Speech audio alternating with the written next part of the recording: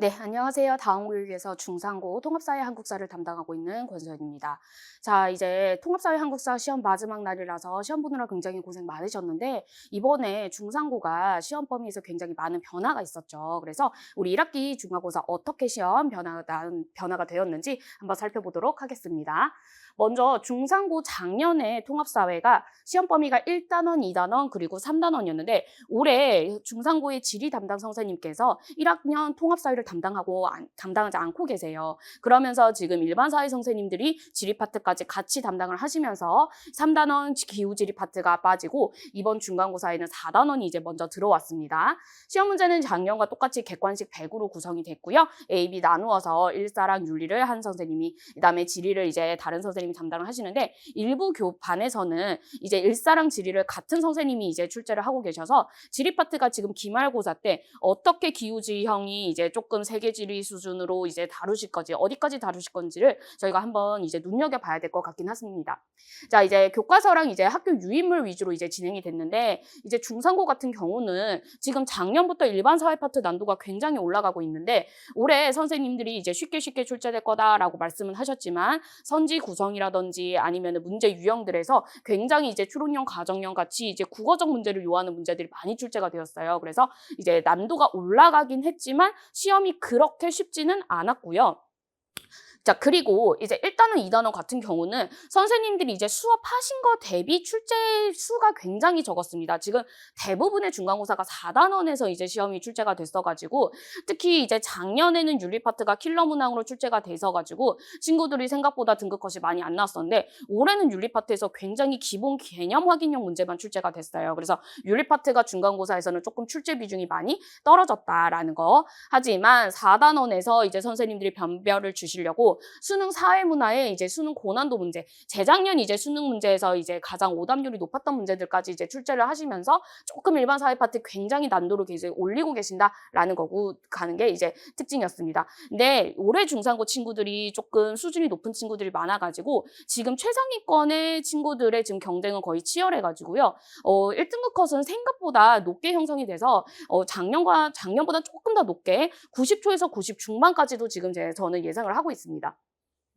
그래서 통사 1, 2단원은 이런 식으로 기본 개념 확인형 문제가 나왔는데 중상고는 제가 작년부터 이제 말씀을 드렸는데 가끔 중상고는 기초적인 개념에 친구들이 놓치기 쉬운 의미를 물어보는 사회학적 용어들의 의미를 물어보는 문제가 계속 매 문제 한 문제씩 출제가 돼요. 그래서 의미를 이제 제대로 안 보고 그냥 날렸던 친구들한테는 생각보다 어려운 문제들인데 이런 문항들이 조금씩 이제 1단원에서 이제 들어갔었고 윤리문항 같은 경우는 이제 조금 난도가 했는데 이제 지금 10번 문항인데 10번 문항이 수리적 데이터를 살짝 분석하는 문항이 나왔어요. 이 문항이 이제 사회문화에서 도표 통계 이제 해석 문제랑 연계가 되는 파트인데 지금 중상고 통합사회 대부분의 송사 담당 선생님들이 일반 사회 선생님이다 보니까 기말고사 파트에서도 도표 문제를 조금 건드리실 가능성이 굉장히 높은 거를 이제 확인할 수가 있고요.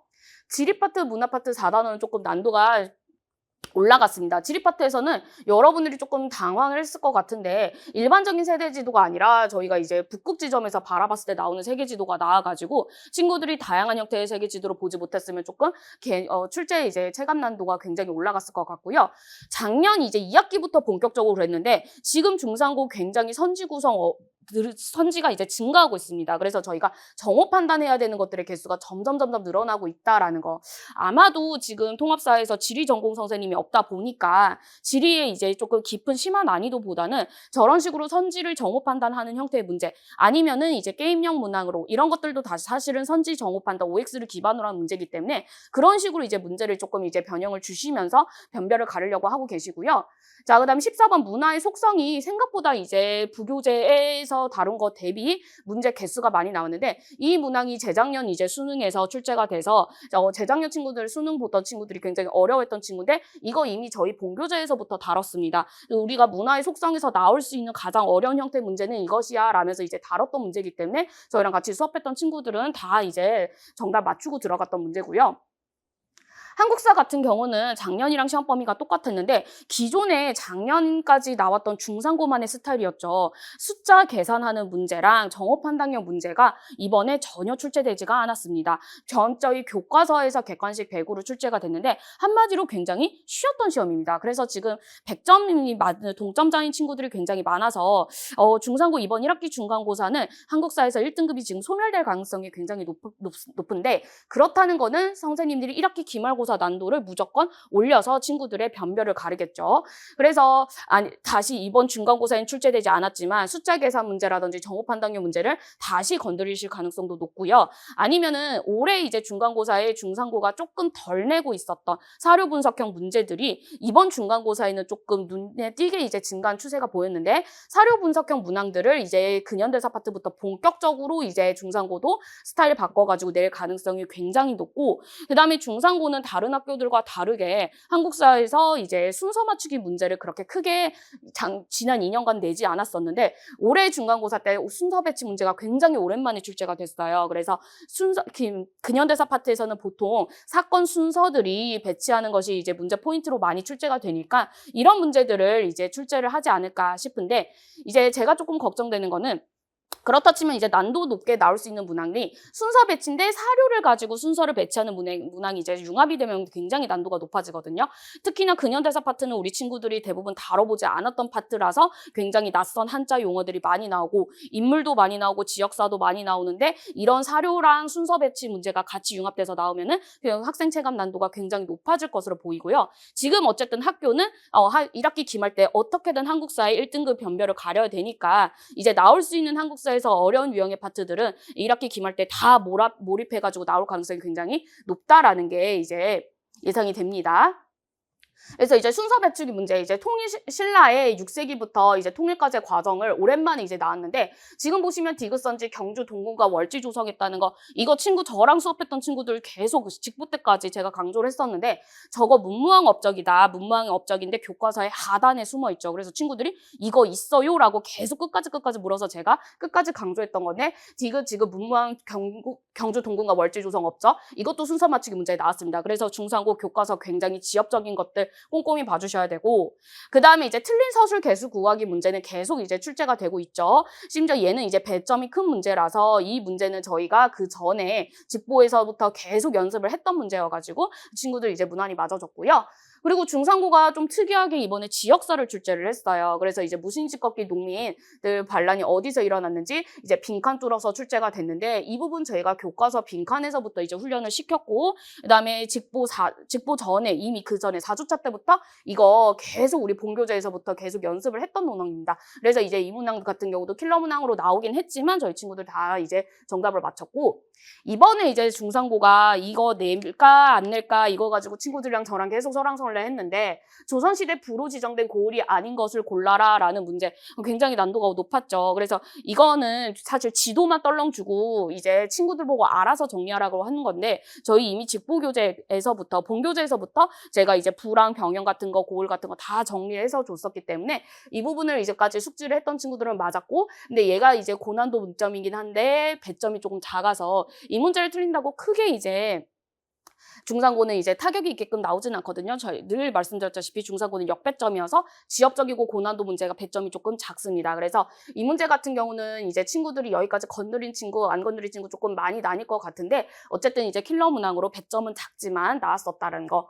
그리고 의병 같은 경우는 이제 기본 작년이랑 거의 똑같이 출제가 됐습니다. 자료에서 그대로 빈칸 뚫어서 출제가 됐어요. 그래서 이 문항 같은 경우는 친구들 다 맞고 들어가는 문제였어야 된다라는 거고 그다음에 1학기 기말고사는 이제 남은 시험 범위가 이제 3단원 지리 파트고요. 그다음에 이제 5단원 이렇게 파트가 남아 있는데 윤리 파트가 이제 중간고사 때 조금 쉽게 나왔는데 지금 3단원의 두 번째, 소단원 두 번째에서 환경윤리라 그래서 자연관 파트가 남아 있거든요. 근데 중상고가 윤리 선생님이 따로 배정되지는 않지만 지금 제가 아는 그 부장 선생님께서 윤리 논점을 굉장히 잘 알고 계시는 분이기 때문에 1학기 중간 때는 윤리가 좀 쉬웠어도 이번에는 조금 논점 난도를 올릴 수가 있을 것 같고요.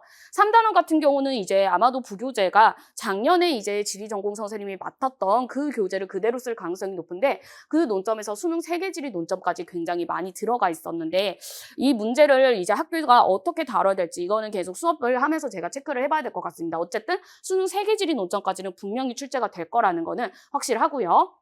그다음에 5단원에 지금 중간고사에서 살짝 맛을 보았는데 정보화 분석 파트에서 수리적 데이터 분석형 문항이 반드시 출제가 됩니다. 이 문항 같은 경우는 중산고가 오히려 2018년부터 2023년까지 많이 출제했던 스타일이에요. 24, 25에서는 조금 덜 출제가 됐는데 지금 오히려 중산고가 과거 기출로 돌아가는 경향이 조금 보여서 일반 사회 파트에서 이런 데이터 분석하는 방법부터 이제 숙지를 해야 될 것 같습니다.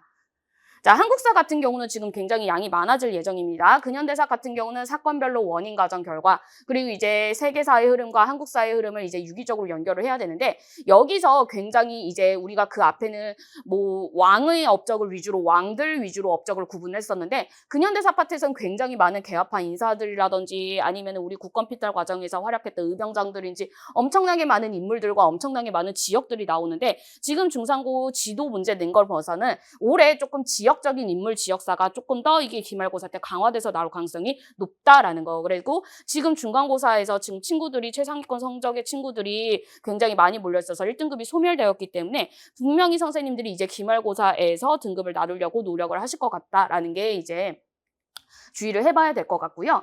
그래서 이제 우리 지리 파트 같은 경우는 그래프부터 이제 하나하나 숙지를 해야 되는데 저희 본교재 자체가 수능 세계지리 논점을 위주로 지리 파트에 적합하게 문제가 구성이 되어 있습니다. 그래서 중산고가 이기면 세계지리 문제가 사실 지리 문제가 그전까지 그렇게 어려운 학교는 아니었는데 작년부터 난도를 올리기 때문에 작년보다 이제 난도를 떨어뜨릴 것 같진 않아요. 그래서 수능 세계지리 논점으로 지리 같은 것도 이렇게 정호 판단하면서 이제 숙지를 해야 되고요.